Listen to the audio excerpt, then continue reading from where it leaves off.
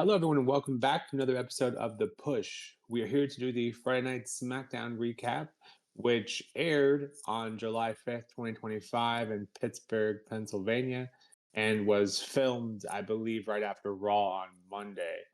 And this is the first SmackDown that only lasted 2 hours, or at least as of recent. And yeah, so we'll go through how we received that, pros, cons, and everything in between. Before we kick off the show, we see our U.S. champion Solo Sikoa pull up to the arena, and he is quickly attacked by Jacob Fatu, so clearly not happy with the events that took place recently. But to get in the actual ring first, we see Cody Rhodes, and he is quickly joined by Randy Orton, who announces and, well, congratulates him that he was able to win the match and do what needs to be done without any hesitation. Randy then says he respects Cody, but won't soon forget that. So clearly planting some seeds for some stuff down the road. We then get a returning Drew McIntyre, who at first makes fun of the two men in the ring for acting like teenagers on the phone, but then tells Cody he wants him to beat John at SummerSlam so he can then take that undisputed title from him. Drew then eats an RKO for his troubles. So setting up plenty of potential matches down the road here. And the fallout to this segment in particular, and specifically the RKO, we see in a segment later in the evening. Nick Aldis books a match between Orton and McIntyre at Saturday Night Main Event this coming Saturday. We then get our first match of the evening, which features a triple threat match between Meech and B Fab, the Secret Service's Piper Niven and Alba Fire, and the newly formed tag team that we've been flirting with for quite a while is Charlotte and Alexa Bliss, which was set up earlier in the day by Nick Aldis and Bliss. Yeah, in terms of this match itself, yeah, it was good enough. I think Charlotte and Bliss get the win to the surprise of very few, I'd imagine. And yeah, like I said, decent enough match. But I think the outcome here was always pretty predictable, and so that that and it wasn't a super long match. I think was kind of the overall takeaway for me. And they will now be a part of the four-way tag match for those women's tag titles at Evolution. Who currently, as of now, we only know of Raquel and Roxanne Perez. We then get another tag match, this time an 8-man tag match featuring the Wyatt Six versus Berto, Chris Sabin, Montez Ford, and Johnny Gargano. We see a segment earlier in the evening where they're kind of all around Aldis, and they basically say, well, if you guys can beat the Wyatt Six, prove they don't belong, go ahead and do it. So everyone not named Rey and Andrade or Fraxium put forth a member to take place in this match. You could argue that they being Wyatt Six, should still be in the title picture anyways, because they had an interference that cut their match short last week.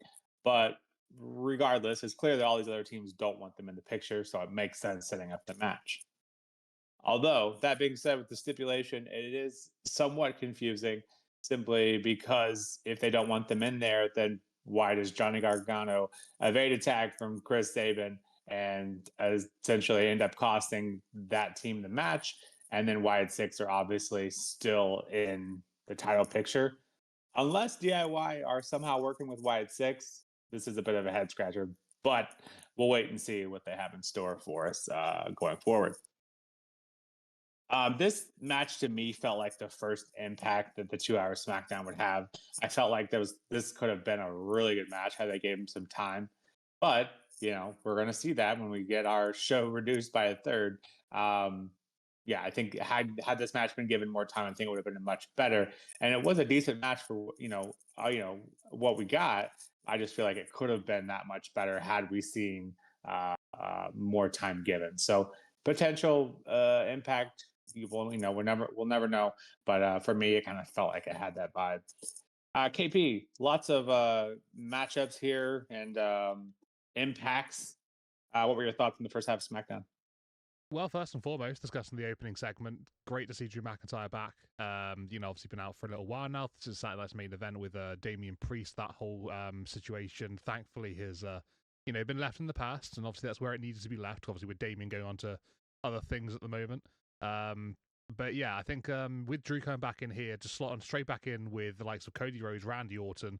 I mean, that's the upper card of Friday Night SmackDown for me personally. So yeah, I think that's the absolute correct place to put Drew McIntyre. He needs to be back up there. He needs to be like a strong force going forward. So yeah, very very happy that he's been put in this sort of position. Just the interactions there between himself, Cody, and Randy Orton were very interesting. Obviously, Drew wanting Cody to win, like you said, because of then him being able to take the title off of Cody. I like the fact that the intentions are there from McIntyre to be in that main event picture, and I don't want to keep going on, but that is where he should be right now. Him and Randy Orton, I think it's a great way to get him back involved. To be honest with you, get him in a match with Randy. Saturday night's main event that was confirmed for. So just like not really too much build that's going to be happening between now and then, because that's going to be next weekend. But I think like you said, it opens up a lot of possibilities. We got options here to go down. And with these three sort of interacting with each other at the top of the card, minus obviously John Cena, who is at the very, very top. I think this is great. I think it's a nice way of doing things, and a nice little slot in for McIntyre with two greats at the moment. But that opening segment was good, and I think that they all bounce off each other quite interestingly. Obviously, the interaction between Cody and Randy specifically, because of their match at Night of Champions. Yeah, it's not just done yet, is it? We'll have to see how that one plays out eventually, but I'm definitely keen for it for sure. The first match of the night, second segment. I think you mentioned the notability of going from 3 hours to 2 hours, being more so in the tag match that followed this one.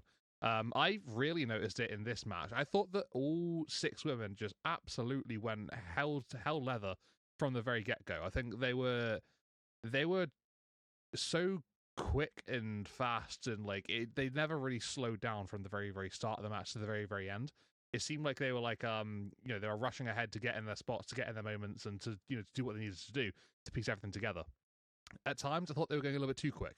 And is it because of the lack of time? Maybe now, possibly it could have been. But I really noticed it in this women's tag team match. Not to say it was a bad contest, I quite enjoyed it actually, but I just thought that we could have maybe slowed things down a little bit more.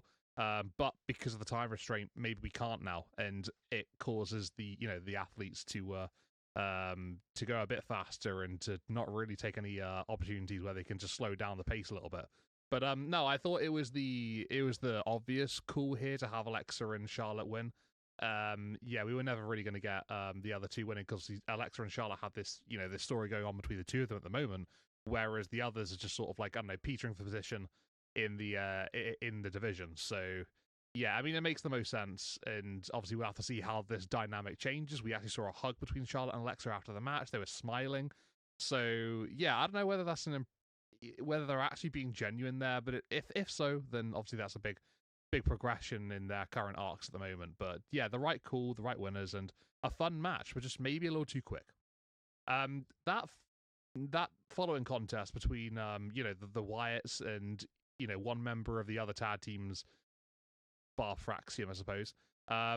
It was fun. I think that it was quite chaotic. It was carnage. There was a lot going on. I think Rowan had a nice showing towards the end of the matchup as well, which I quite liked. Seeing him in the action a bit more than we have done recently. I don't really have anything negative to say about this one. I've been quite negative when it comes to the Wyatts recently, but I'm prepared to give them an opportunity to show what exactly is going on here, because we still don't really have the greatest of ideas. All that we really know is they want the tag titles, I guess. But I am interested. It's taken me a little while to get to that point, but this match was fun. I enjoyed it, and I think the Wyatts getting a victory here was probably the most important thing. Taking out many members of the SmackDown Tag Division in a official match. I think it was quite interesting that the dynamics that we saw, obviously with one member of each team teaming with each other. DIY, obviously, Johnny Gargano and Chris Sabin, not really sort of getting on here with obviously that mix up at the end. But that was quite interesting. I don't know if there is an alliance between DIY and the Wyatts, but I think maybe it's just he didn't want to get himself clattered, and he allowed Chris Sabin to be the one that would be getting clattered. Maybe that's all it was. But either way, I enjoyed it, and I thought it was a good little sort of like intro into this out of the first half of SmackDown into the second half. Yeah, you make a good point about the Wyatt Six, and I think clearly the story now is nobody wants them in the division. So it kind of works in the fact that oh well, we worked pretty hard to get this tag division to be what it is, and now so you think you could just come in and take the titles? Well, maybe they can. So we'll wait and see. But yeah, this tag division needs their own show at this point because there's just so many stars in it and they don't have enough time. And you made a good point about the women's titles as well, or excuse me, the women's tag match as well.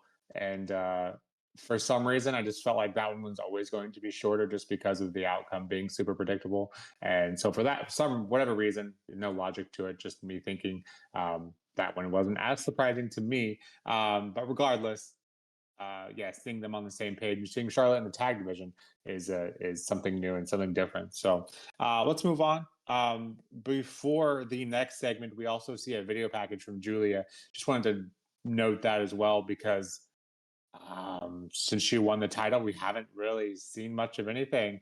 And we're a week out from Evolution, and we don't have a match for her. So I think that's a big loss in WWE's department. Granted, we still have a week, so we'll wait and see. Um, but clearly, it's not going to be something that gets much of a build at all. And so this is to a superstar in Julia who I think kind of struggled with connecting with the fans at NXT. I don't think this is a good start for her on main either. And further, for that title and specifically the women's US title, I think that was certainly trending in the wrong direction. And so I don't think this is a good look all around. Further to SmackDown, the next segment we get, and unfortunately, I think another negative for me. We see Tiffany Stratton in the ring to pick her challenger for Evolution, just like we saw Io do on Monday. Jade comes in before Tiffany can make her pick, and for whatever reason, then we get a surprising return of Trish Stratus, and wouldn't you know it, Tiffany gives her a shot at Evolution. So the only part of this promo that worked for me was Way losing his cool over Trish Stratus returning. And his reaction covered up the fact that the crowd didn't really seem to care that much. Now, granted, this could be for a multitude of reasons. Maybe because of the IWC and how social media works. I don't think a lot of people were actually surprised by this. Myself included. You can't have if you have a social media presence whatsoever. 99% of the time, these things tend to get spoiled for you, anyways. Or if it was because this crowd was enduring their fourth hour of wrestling in a row, that could obviously play a part as well. So, regardless of the reasons, yeah, I just wasn't a huge fan of this promo. It felt pretty scripted, especially Tiffany's line came across as super scripted. Trish getting a title shot just because of the PLE evolution. If you need Trish on the title scene or on the PLE, just put her in a non-title match. So just like my issues with Goldberg coming back and Brock for all those years as a part-timer, we have to hold the women to the same standard. There are way too many women in WWE to have Trish come back for a title, seemingly worthless title match, in my opinion. So feel free to disagree with me there, KP. But yeah, especially because we have the likes of Julia and Vicaire, who aren't even on the card yet. So this just leaves a bit of a sour taste in my mouth. But the follow-up to all of this, we see Jade in the back with Trish, and then Naomi takes out Jade, telling her she should have proceeded with caution. Jade tells all that she wants her in the ring, and I believe that match is set up to take place at Evolution. I don't think I saw anything on SmackDown for it, but it was listed on WWE. So I don't know if that was maybe announced during the commercial break or something that I don't get to see, or what. But I do think that one is official for Evolution. Getting back to something more positive, though, we then have a match between Andrade and Ray Phoenix going up against Fraxium. Where do I start with this? I'm sure you know where I'm going with this one already, but both of these teams have been firing on all cylinders, and someone had to lose, though, right? Well, I actually thought that someone would interfere. You know, WWE loves interference. Two of these teams both trending upwards very, very heavily. And believe it or not, Rey and Andrade actually get the win. I think that's their third time tagging. And they beat Draxum, hand them their first loss, who I believe was 4-0. So again, this match for me was incredible. Another great tag team classic on SmackDown. And this one felt like it got the time that the other matches or match did not get. So the only argument I think you could make here is maybe Fraxium could have pushed off their loss to a bigger stage. But regardless, I don't think they really are hurt much from this loss. Clearly, Rey and Andrade are a force to be reckoned with as well. Somehow, honestly, this tag division, like I said, they need their own show because this 2 hour SmackDown, and they could probably take up a show of 2 hours on their own. And somehow, yeah, they'll have to make their presence felt with the other tag teams in this division. Crowded to say the least. We then get to the main event: Jacob Fatu, Jimmy Uso versus Solo Sikoa and JC Mateo. Again, kind of similar to every match we see with these guys. Very hard hitting, fast paced. Fatu getting a piece of revenge and a win over Solo. He didn't feel that was quite enough, though, as after the match he wanted to inflict some more pain. But then we get Tongaloa and Tonga. I might have butchered those names, but I'm working on them. They come in to help Solo and JC gain the advantage. And then we see, Bloodline 2.0, whatever we want to call them, have the upper hand. Although the ending predictable, I do like the fact that they let them finish the match. So there is that. KP, thoughts on the state of the evolution and kind of some things set up for that, and the tag matches and main event and fallout we got here. Yeah, the the women's segment was something that I wasn't particularly a fan of either. So when you were obviously saying feel free to argue or disagree with me on that one, I'm going to agree with you tenfold. I think that with both women's champions being able to just choose their challenges for Evolution, it does show the lack of build they wanted to put into these top matches. They should be anyway. Going into that show. So I mean, Io hasn't done anything in a long time. So why hasn't she been building anything? I don't really understand that. Obviously you've got Rhea Ripley who has been involved with something, but I mean, did it have to be Ripley against Io at Evolution? I don't know. Maybe you could argue it didn't have to be, but regarding this particular segment here with Tiff and Trish and Jade, I didn't so much mind the Tiff and Jade part. I thought it was okay up until that point. And then obviously when they had, Trish come down as a surprise from Tiffany, I don't know. I wasn't really like swept off my feet or anything. Like this isn't something that I'm exactly excited for. There are so many women on the roster in the company that could have a match against Tiffany Stratton, could, arguably steal the show. And yet we're delving back into the legends and we're bringing Trish back for reasons. I don't know. I'm not particularly a fan of this particular booking choice. But yeah, I think the crowd did sort of have a big tell in this. Like, on Raw, they were loud, right? This is the same crowd that was on Raw. It was filmed afterwards. Yeah, they were probably dealt with a bit of fatigue at this point, largely, due to the fact that it was like you said, about probably the fourth hour of wrestling at this point. But I mean, I just thought generally across SmackDown they were really quiet and they just sort of like gave up. I don't know. It just felt that way. And this segment didn't help that because the three women, like when they were all in the ring, it just felt like you said, scripted, incredibly awkward. Like the lack of chemistry was really telling during the segment. And yeah, I'm not compelled by the match at all at this point. So yeah, lack of build, lack of cohesion, just poor segment, just generally speaking here, really. I don't think it does an Evolution any favors. I don't think it does the women's division any favors. And I don't think it does a creative team any favors either. So yeah.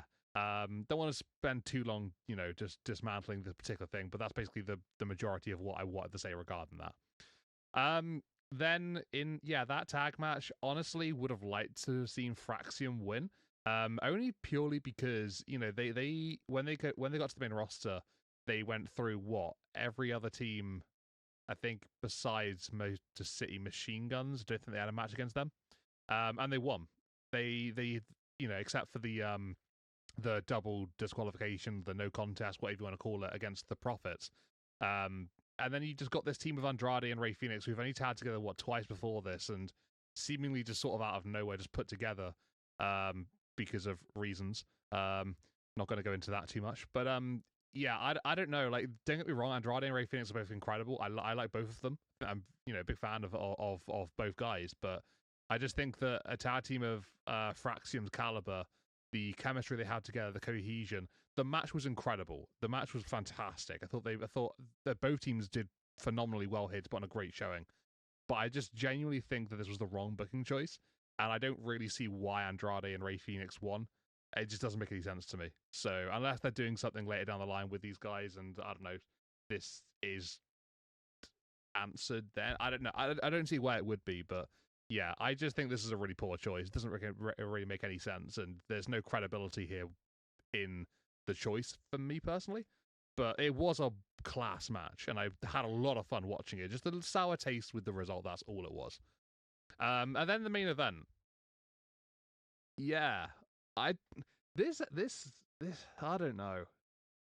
This didn't do it for me. It really did not. Like, yeah, we've got this new bloodline situation coming on in, and that's fine. It's like Bloodline 3.0, I think we'll probably call this one. Talatonga, is obviously a heavy force to be reckoned with. Jacob and Jimmy winning is fine. Like, I don't have any problems with that. That was probably a good decision. Solo taking his first loss and being pinned a week later after winning the US Championship, I think it was a bold move, but I don't think it's a bad move as such.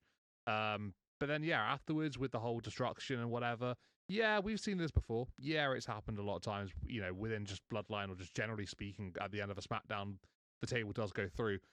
Hasn't happened in a while, but there was a time where it happened very frequently. I feel like we're maybe jumping back to that, but with a few different characters now. And for this to have been the main event, I don't know. It didn't really strike me as the main event. So I think, we've had John Cena and Punk very recently on SmackDown being those last segments, and they've been really good. They've felt like the main event. They felt like the last thing that you want to see, and you're like, damn, like, the show ended on that. That's a great ending. This one, I feel like I was left maybe wanting a bit more, and I thought this was like a mid card segment here, not really the main segment. So yeah, I don't know, maybe a little bit frustrated by the end of this end of SmackDown. Generally speaking, I think it really did take a dip downwards in quality. Is it because of the 3 hours down to 2? Maybe it is, but I think this SmackDown really suffered, like, just across the board. I think a lot of it was pretty poor, bar a couple of good segments. That, like I say, that match at that tag team match between Andrade, Ray Phoenix, and Fraxium, if that wasn't in the second segment, I think there'd be I think there'd be a big like cause for saying this could be one of the worst second half of SmackDown ever, for me personally. But yeah, it was one of those shows that maybe it's my heart wasn't in it, didn't really agree with, and you could really, really, really see the dip in quality throughout the entire show. I gave this one a 4 out of 10. Yeah, the crowd, some of the segments, just what it meant generally speaking, the build towards Evolution. I think a lot took some heavy hits here, and yeah, I don't know. Maybe you got some more like nice things to say about it, but that's basically what I got to say. I will say for the Fraxium and Andrade and Ray match, I will say my only argument for that would be obviously Fraxium coming in here, firing on all cylinders, and then Andrade and Ray kind of just naturally coming in as a tag team. It could just be my bias, but I feel like with them beating Fraxium, I think you just built yet another contender in there. Now, granted, you probably could have done that even if Fraxium did get the win. So I think that's my only argument there. But biased opinion probably coming into play there.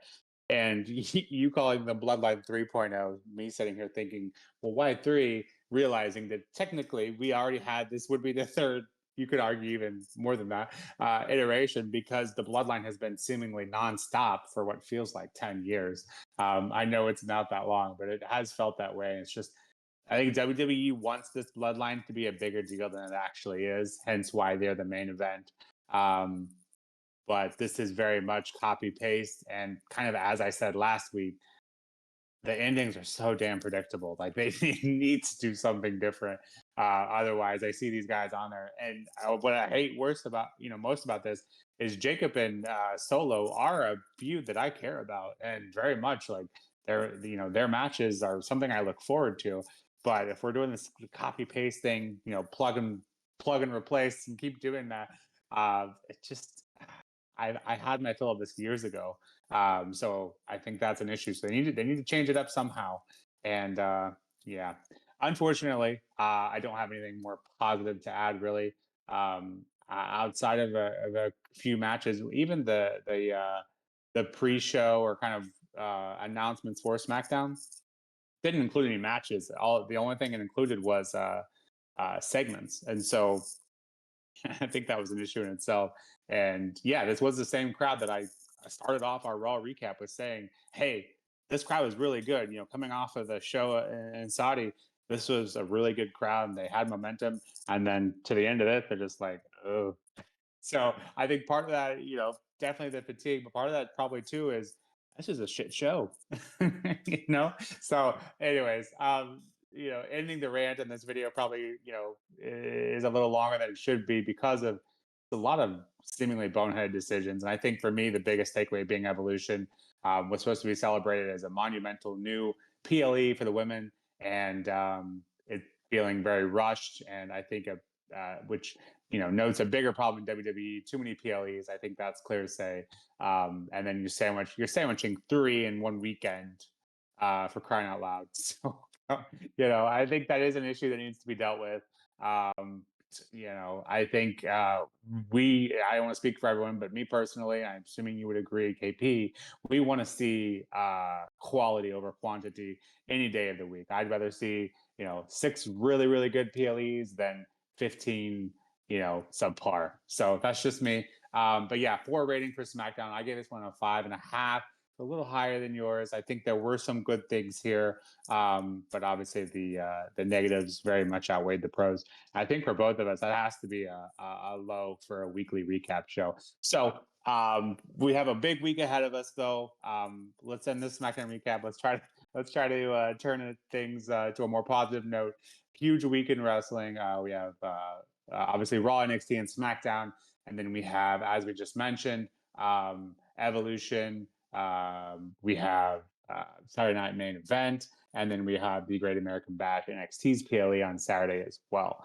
So we have some time to right these wrongs. Let's hope we can turn the page here, so to speak.